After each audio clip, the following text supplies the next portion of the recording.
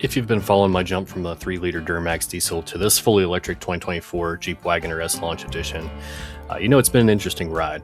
I love the power and the look, but recently I've been dealing with some genuinely strange software glitches from the Uconnect system totally freezing up to weird charging errors.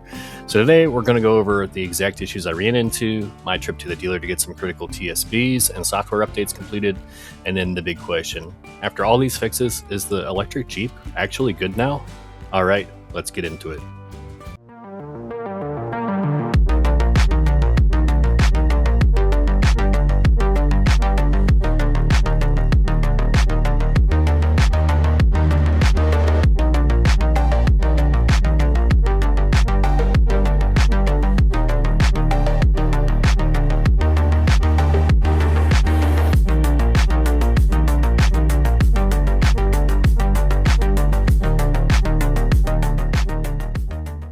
I love the look of this thing, and the 600 horsepower is no joke. But being an early adopter on a brand new electric platform means you're occasionally going to feel like a beta tester. Over the last few weeks, I started noticing some odd and honestly frustrating behavior. First, the Uconnect system, it would suffer from unacceptable lag, freeze up, and sometimes completely reboot right from the start.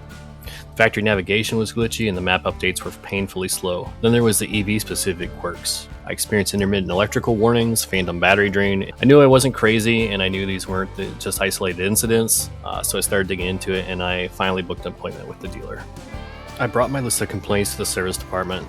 To their credit, they knew exactly what I was talking about. Stellantis has been pushing out some major rapid service updates, and they ended up performing a few critical TSBs or technical service bulletins and software flashes to address these early build bugs.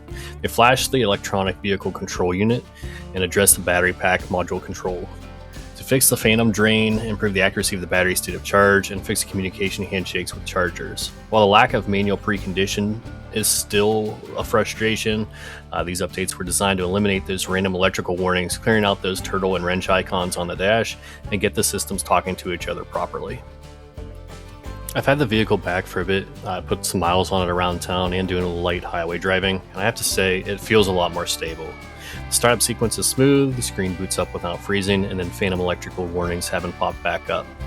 Now, full disclosure, the responsiveness of the Uconnect system is still pretty slow, especially at first. The mileage calculations seem to be more stable too. With a longer EV road trip coming up, having confidence that the software isn't going to flake out is a massive win. So is the Wagoneer S actually good now?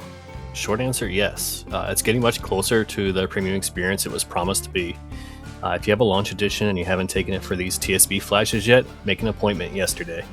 It takes a platform that felt half-baked at the launch and stabilizes it. I'm finally just enjoying the ride and efficiency instead of waiting for a glitch to happen and having to reset it. If you found this video helpful, make sure to hit that like button and subscribe, drop a comment below. If you're driving a Wagoneer S, let me know if you've had these updates done or if you're still dealing with any weird bugs. Thanks for watching, and I'll catch you in the next one.